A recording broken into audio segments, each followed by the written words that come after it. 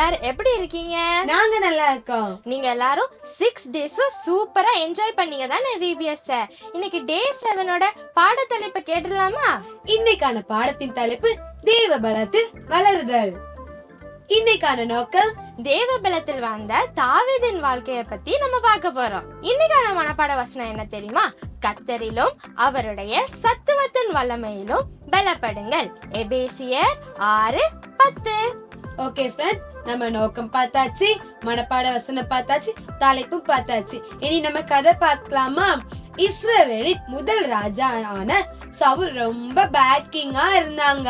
அப்போ காட் என்ன பண்ணாங்கன்னா, இந்த ராஜா இனி நமக்கு வேண்டாம், வேற ஒரு ராஜா வேணும்னு சொல்லி தாவீதை தேர்ந்தெடுத்தாங்க.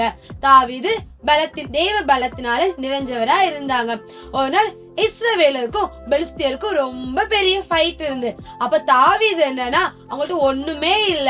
அப்ப அவங்க பிரதர்ஸ்க்கு ஃபுட் கொடுக்க போகும்போது அவங்களோட பாக்கெட்ல 5 கற்களும் ஒரு கவுன் தான் வச்சிருந்தாங்க.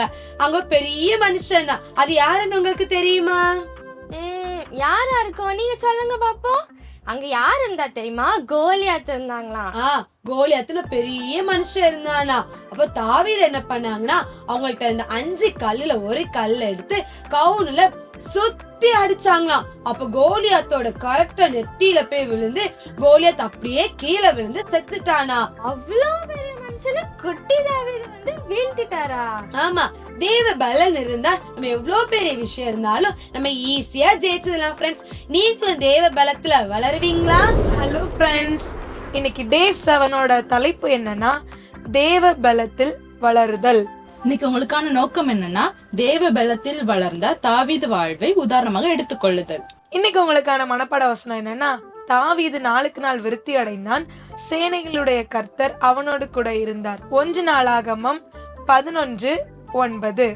உங்களுக்கான பாடத்தின் சுருக்கம் என்னன்னா, சாமுவேல் தாவீது அபிஷேகம் பண்ணதை குறித்தும், தாவீதுக்கும் கோலியாத்துக்கும் நடந்த யுத்தத்தை குறித்தும், தாவீது ராஜாவானதை குறித்தும் நம்ம இந்த பாடத்துல விரிவா பார்க்க போறோம். இந்த பாடத்துல நம்ம படிச்ச மாதிரியே தாவீது எப்படி கோலியாத்தோட போரிட்டு தேவ பலத்துல ஜெயிச்சானோ, அதே மாதிரி நம்மளும் நம்மளுடைய வாழ்க்கையில வரக்கூடிய எல்லா இடர்கள்ல இருந்தும் தேவ பலத்தால ஜெயிச்சு நம்ம ஆண்டவருடைய ஆசீர்வாதத்தை பெற்றுக்கொள்ளணும். தாவீத மாதிரி நம்மளும் தேவ பலத்துல வளரலாமா?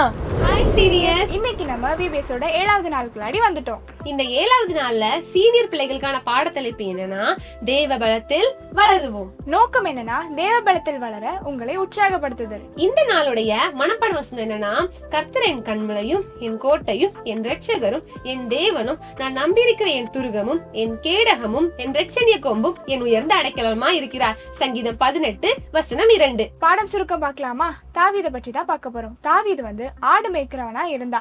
அது மட்டும் இல்லாம தேவனை ஆராதிப்பதிலையும் துதிக்கிறதுலையும் எந்த நேரத்திலயுமே குறையில்லை. சின்ன சின்ன விஷயத்திலையும் தேவன் மீது நம்பிக்கை கொண்டா. எந்த சூழ்நிலையிலையும் தேவனை ஆராதிப்பதிலையும் ஜெபம் செய்யறதுலயும் குறைவாக காணப்படல. கர்த்தருடைய திட்டத்திற்காகவும் காத்திருந்தா. நாமளும் தேவனுடைய திட்டத்திற்காக காத்திருந்து நம்பிக்கையுடன் இருந்து எந்த சூழ்நிலையிலையும் தேவனை ஆராதிப்பதிலையும் ஜெபிக்கிறதுலையும் குறைவாக காணப்படாம தேவனுடைய பலத்தினாம நாமும் வளருவோம். இந்த நாளுடைய மனப்பாட வசனம் பார்த்தாச்சு, கதை சுருக்கம், நோக்கம் எல்லாமே பார்த்தாச்சு. இந்த நாளுடைய பாட்டு நம்ம பாத்துடலாமா? தாவீது கோலியாத்த எப்படி முறியடிச்சான், அத பத்தின ஒரு பாட்டு படிக்கலாம்.